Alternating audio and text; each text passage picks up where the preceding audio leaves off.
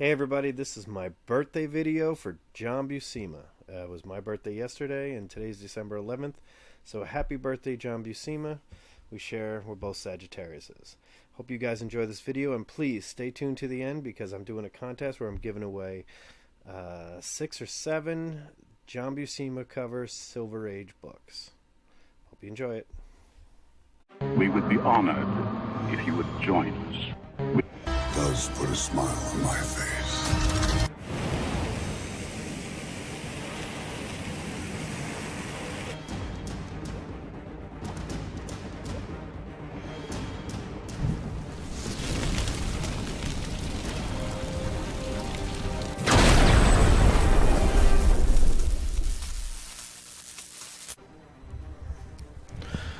John Buscema is one of the most important and influential comic book artists of all time. His legacy spans for generations. Giovanni Natale Buscema was born December 11th, 1927 in Brooklyn, New York to Sicilian parents. At an early age, he developed an interest in comic books such as Popeye, Hal Foster's Tarzan, and Alex Raymond's Flash Gordon. He then, as he grew older, showed interest in Norman Rockwell and another contemporary artist, Robert Fawcett. After graduating from Manhattan High School, he went and met, in 1948, an editor-in-chief of Timely Comics, and their friendship would last for their lifetimes. They have created some of my favorite comics.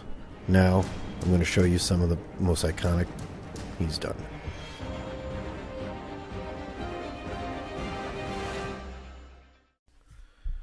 John started out looking for work as an artist during the Golden Age.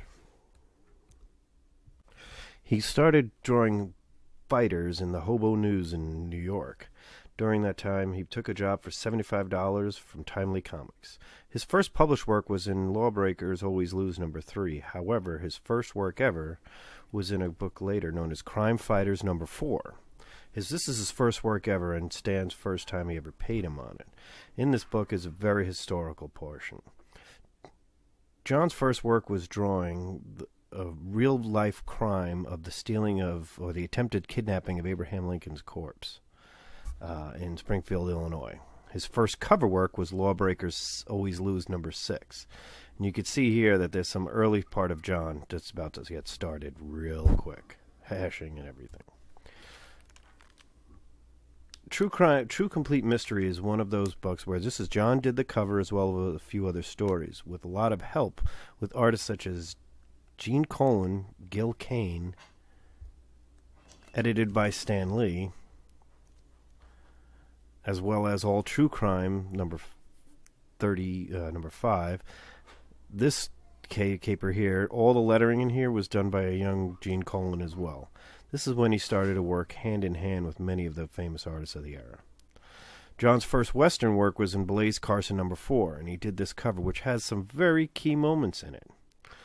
There's quite a beastly named villain, name of Hank McCoy, who shows up, and a certain periodical that becomes recognizable for our friendly neighborhood, well, Peter, I mean. You can see there the title of the newspaper. John also's first character he ever did during the Golden Age was a two-gun Western character by the name of Kid, the Apache Kid. Later on, John decided to get back into drawing some fighters in the Man comics, and A Furies of Fists is one of those where you can kind of early see how John's future developing in comics was going to be. He also worked in some romance novels, and eventually he worked in historical pieces, and this was John's final straw with the comic industry. Hey everybody, now we're on to the Silver Age, and before I go any further, this is where I really want to thank Alec at White Whale Comic for doing his artist review series, which you can catch a link to it below. He did one on John Buscema that was really good, and honestly he touched on a lot of the stuff I was going to bring on about his art technique, so leave that to the professional that Alex is. I'm going to go a little briefly during the Silver Age. Now, John was frustrated with comics. He was frustrated in general with dealing in the industry. With the pre-code horror, the Senate hearings, and everything that were going on, he just pretty much left. After that, after that, Stan asked him to do a cover and for Tales of Suspense number 3. He also did some inner work for a few Mystic comics. I look for them, but they're hard to find. But this one, it's a beautiful cover if you can see it. The color contrast is the actual humans are in black and white and the aliens are in color. And it's just a cool cover right there. And it's a good story. He does both the stories and 2 of the 3 stories in there. And also in this storyline is Jack Kirby. And that's when those 2 started to develop somewhat of a strange friendship, but it was a friendship nonetheless. John's first recorded or credited work by CGC, which I debate, by Marvel, is inside here, Strange Tales number 150, and here it is. Now, here is John's first work on Strange Tales 150, the Dum Dum Dugan and Nick Fury story. The same month, Tales to Astonish 85 came out as well. So that was his first one. Now let's get into some fun stuff, his covers. I'm a huge fan of John's artwork in the inside, and Alec did a great job of showing that, and I'm going to show a few more inside portions, but first, I'm going to show you a few covers first on why what happened. So, in 1966, Stan went back and asked John to help him out, and he asked him to learn from Jack the King how to draw a certain way, which was now known as the Marvel way, which John coined it, which was over-exaggerations, muscles defined, and John put his own stamp on Kirby's work. And a lot of people at first were calling John a copy of Jack, but he redefined many comics. His first cover work he ever did for Marvel after in the Silver Age was this, Avengers number 441, and this is widely considered as the turning point in the Avengers becoming popular. Every character got redefined at this point. Every character he did started adding much more action, much more movement, fluid flow, and you could just see more Avengers covers. I'm going to share a few of my favorites. Obviously, I can't show every cover he's done, but I'm going to show a few of my favorites right here. Avengers 84, well, there's Thor, of course. 109 is a very, very interesting cover here that he did. It's actually the redefining Hawkeye as himself, but also he took a lot of what he did on this. In one of the books, he talks about this cover quite a bit, as this was pretty much saying he's had it. This was a story of him leaving comics way back when. He then decided to do a lot of color contrast with the Avengers, and of course he added 2 characters, which you will see later on, that he had a lot of fun with doing as well. And he went all the way up into the 300s doing various comics. He was brought back a few times to do it. And I like this cover because it has Fantastic Four and Thor on it as well. John did a lot of one-off comics during the Silver Age as well. Some cool ones here. Some jungle action. Draw woman very well, which you'll see in a little bit. One of my favorite covers of all time is Frankenstein meets Dracula. I've never really expressed this, but I'm a huge Dracula in the comics fan, and that's not a Tomb of Dracula 10 Blade fan. I do love Blade, but I'm much more of a Tomb of Dracula fan for Dracula himself. Some Nova comics. He did a lot of Nova covers right there. And, of course, if he draws the web crawler, I'm going to try to show it in there. He did a few Daredevils. Number 142 is one of my favorites because it has one of the cool characters there, and he always has a woman in distress. You're going to see a theme right there. There's a woman sitting there, and he does draw women. I mean, you guys all talk about Adam Hughes and everybody else. I'm not knocking them at all. Here's a great Iron Man that he did, number 89, which is the Blood Brothers are back. If anybody knows where the Blood Brothers first showed up, that's and Daredevil's on there as well. Blood Brothers first show up in Iron Man 55. His first X-Men work was actually redone in X-Men 90. This is X-Men 42. Now, John did everything on this cover except for Iceman's face. That was done by John Romita. In the X-Men 90, which is a reprint of this issue, that face is John Buscema's face on that one. Can't mention the X-Men without going into his Wolverine series. Obviously, the first cover here, this kind of redefined Wolverine for me. I mean, this is where Wolverine becomes Wolverine. Herb Trimpe did his one, but this is the Wolverine right there. And, of course, I'm going to show a cover that everybody likes to show it. I love showing it. Mr. Fix-It and Patch himself right there. I love this one. Then he started doing some of the Warriors 3. Now, we all know who my favorite. It's Thor.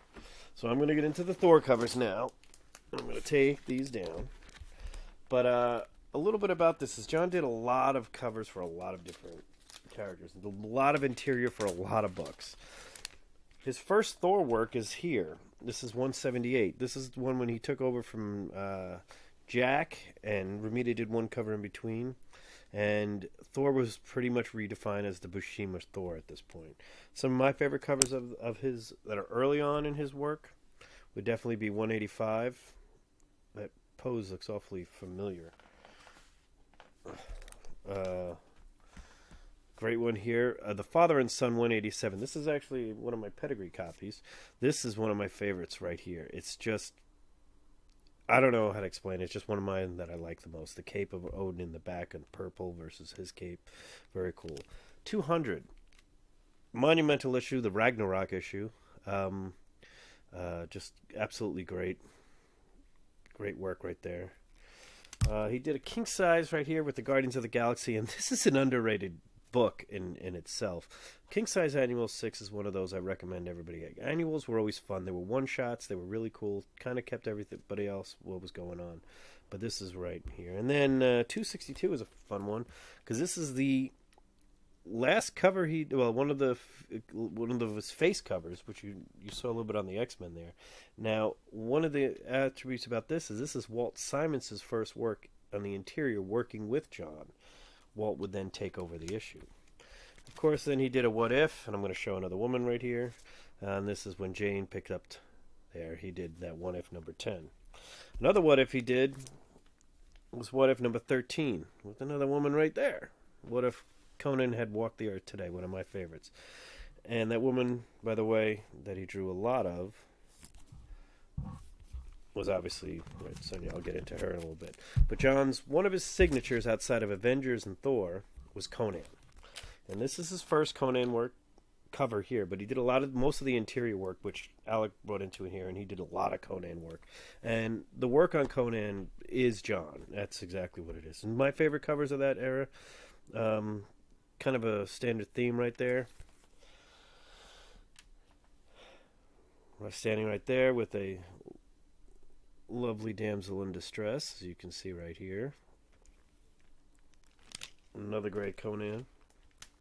Number 56. This cover, now there's a pose that I've seen before.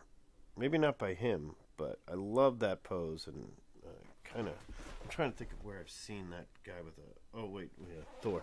Okay, here's another one here, and this is another beautiful cover right here of when Alec did his series. He looked at one fighting like the bear or the actor. There's an actual inside of the cover right there.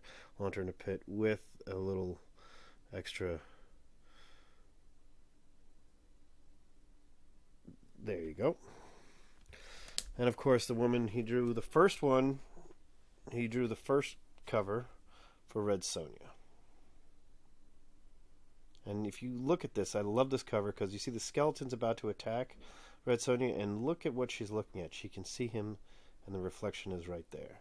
John made comics come alive.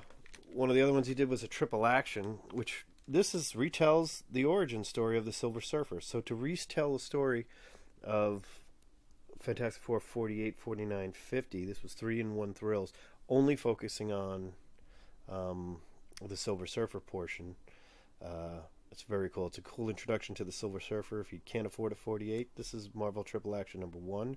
John did this, and this is John's first, not first drawing of the Silver Surfer, but him drawing of the first appearance of Silver Surfer. John's first work on the Fantastic Four was Fantastic Four 107, which I've shown a couple of times. This is actually the second appearance of Annihilus, but you can see the color contrast he started to do here, and that was one of the things where he recommended colors to his colorist of how to make it pop, and I think that was a relationship. And John's work, compared to the Golden Age, is light years ahead here, and that had a lot to do with Stan being an editor and telling him, take what Jack did, did your own thing, and as Alex said, draw from the elbow.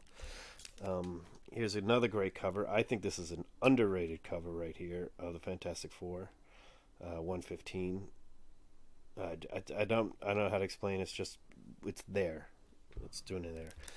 121 is a classic cover right there of the Silver Surfer, right there. And I don't have this anymore. I used to have it, but I think I sold all my Thing versus Hulk when I was about to have my daughter the first time. But here, thank God for true believers, right? And then, of course, there's a great Hulk versus Thing. He did a Hulk 202. I can't seem to remember where I placed it. I haven't seen it since my son's birthday when I dressed him up as there. But Hulk was going to lead into the Submariner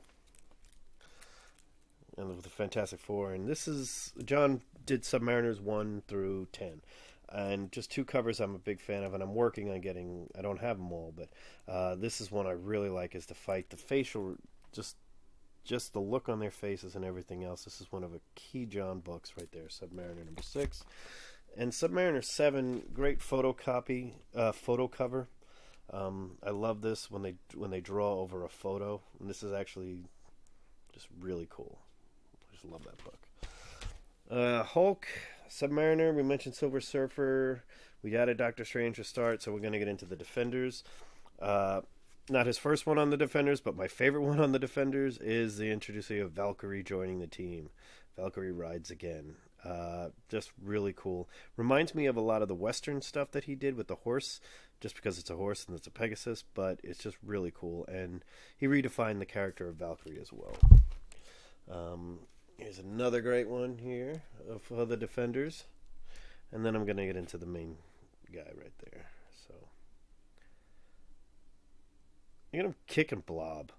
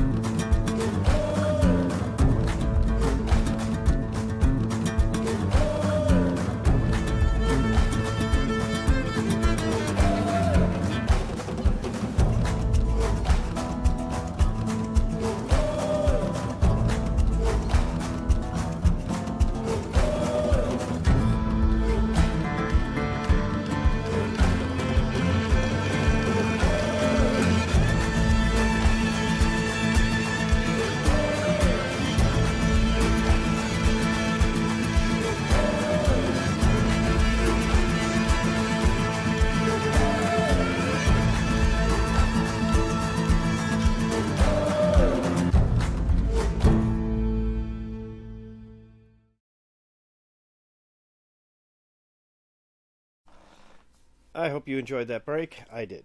Well, here's that cover, She-Hulk number 1, Savage She-Hulk number 1. He drew a lot of cool women. I agree. Now, the character outside of Conan and Thor that he's probably most known for is the Silver Surfer. And I'm going to share a few things about the Silver Surfer, and then we'll get into the contest. First, this is my Silver Surfer poster signed by John Buscema. Quick story, I met him at the Westchester County Center. It was at a Comic-Con in 2001. He died about a year later.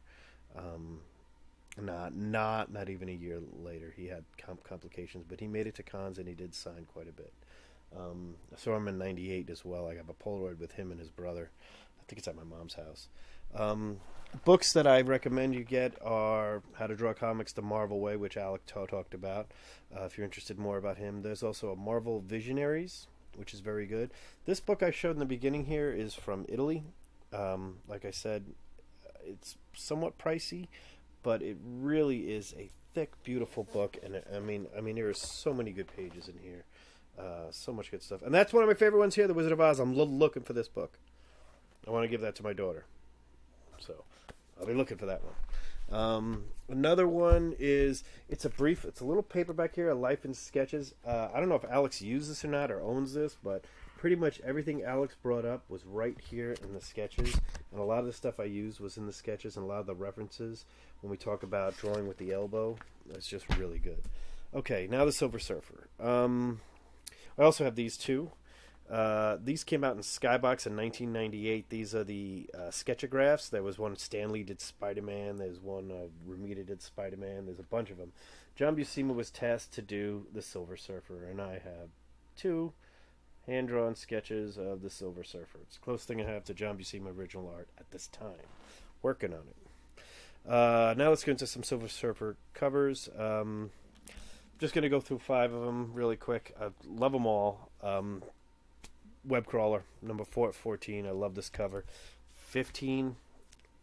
Human Torch, love that cover.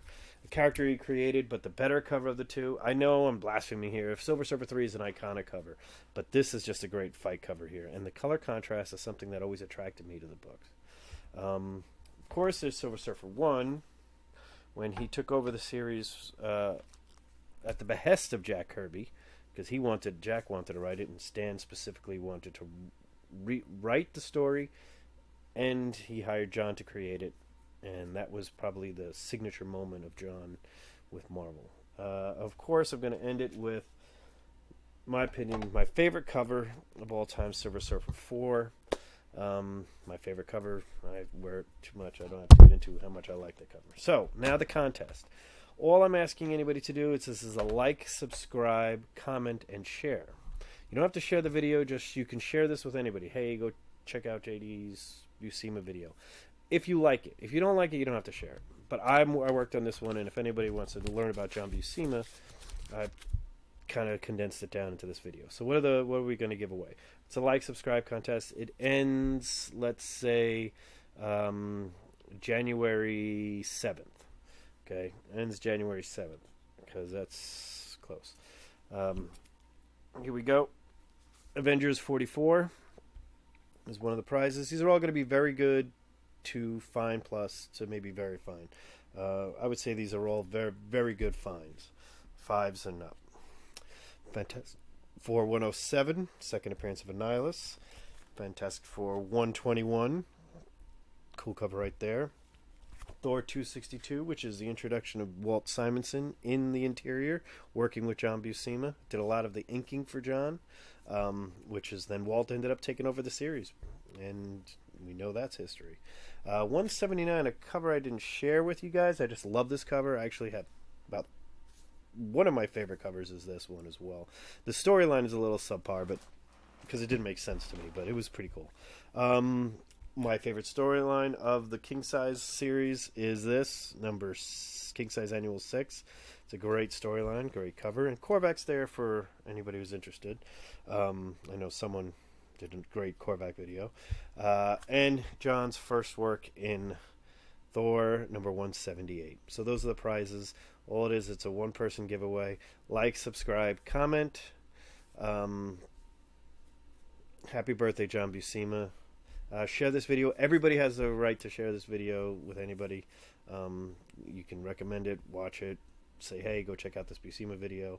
I appreciate it, and there you go. Enjoy. Thanks again.